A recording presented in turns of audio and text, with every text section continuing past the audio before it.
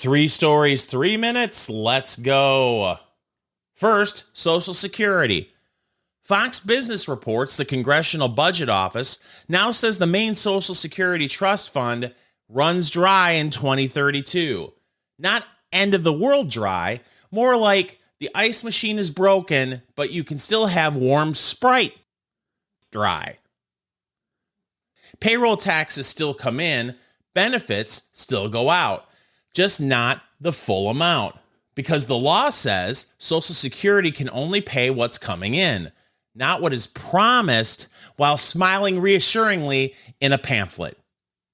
So starting in 2032, benefits get trimmed unless Congress fixes it.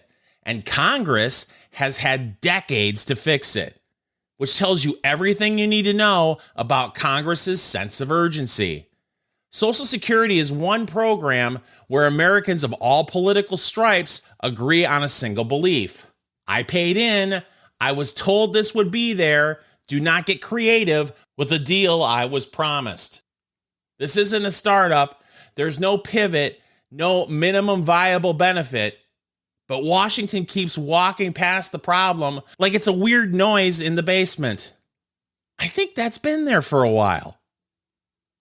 Anyway, now take that same math problem and put it in a city where everything already costs too much. New York City's budget squeeze. NBC New York says Mayor Zohran Mamdani is staring at a $5.3 billion budget gap. That's not a gap. That's a lifestyle. He lays out two options. Option one, Albany raises taxes on the wealthiest New Yorkers. Option two, the city raises property taxes by 9.5%.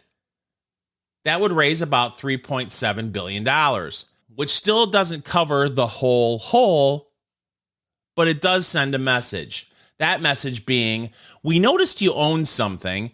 We'd like to discuss that. State leaders aren't thrilled. Fiscal watchdogs say there are other choices. And the mayor's response is basically, cool, name one that works by Tuesday. This is government budgeting the same way you decide dinner at 8:30 p.m. There are technically options. None of them are good. And one of them involves lemon and mustard. Which brings us to the third story. And yes, it somehow fits. Third, marriage happiness, according to bedtime math. The New York Post reports a survey of 2,000 married Americans found couples who go to bed closer together tend to say they're happier. The average couple goes to bed together about 3 nights a week. When they don't, the bedtime gap averages about 80 minutes. The very happy couples, more like 4 nights a week together. So the secret to marriage happiness is apparently wrap it up sooner. Which sounds nice until you realize the bedtime gap is usually caused by one person saying, I'm coming to bed, and then spending an hour and a half watching a video called Man Restores Rusty Wrench using only science and vibes. Also, the survey was commissioned by a mattress company. So yes, the conclusion is couples should sleep more, together, on a bed. Available now. Next week, a study funded by a cigar company will find marital bliss peaks when one spouse is outside. It's quiet and nobody needs anything. And that's the connective tissue today. Social Security math, city budget math, marriage bedtime math. Everything in your life eventually becomes numbers. Money, minutes, years left awake before you just say, we'll deal with it tomorrow. This is the Snark Factor 3 and 3. I'm Fingers Malloy.